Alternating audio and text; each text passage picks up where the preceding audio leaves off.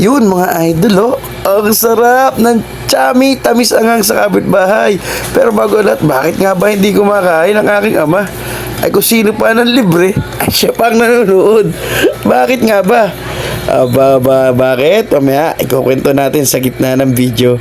Pero bago lahat, ayan. Siguro naman maraming dyan nakaranas ng pagde-date, ng family bonding, sa maliit na kainan na yan, kapitbahay. Actually, dati malaki yan eh. So mga ka-idol, tara, samahan nyo kami mag-family treat, bonding, merienda. Dine-in po yung chami, tamis anghang. Tapos magkano po nga, no? Ay, doon? Ano ang sasabi mo? Mais kunyela po? Ayan, tsaka isa po niyan. Thank you po. At itutuloy ko na nga po ang ating kwentuhan.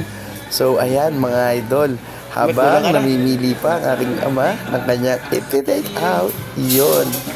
Hindi naman makita sa video yung take out, pero kukwento ko na lang mga idol.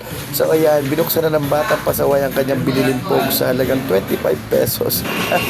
At tagpuso daw yan ngayon dito sa amin. Actually, kaya tayo pumunta ng mga idol eh, pinaturukan natin si ng anti-rabies. Sa nakita natin ang ating Lolo Pando. Ayan, nilibre niya tayo. Ang sarap mga idol. Favorite niya rin ba? Wow! Ayan o, kita niyo naman, hindi halatang ako'y gutom na gutom. Talagang hindi ako nakontento mga idol. Kumuha ako ng kutsara at hirap na hirap akong sumubo mga idol.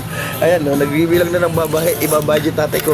Kaya pala din nakain, kinukwento ibabayaran 135 plus 135 plus 45 plus yung lagayan ng take out.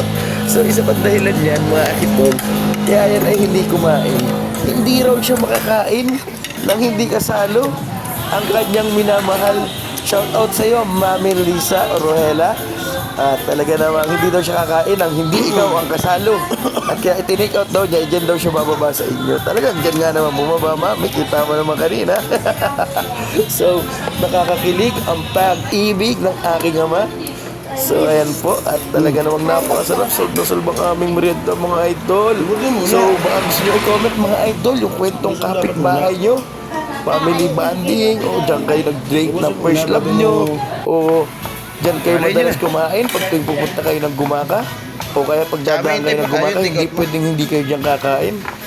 Actually mga idol, napakasarap niyang mais con yelo.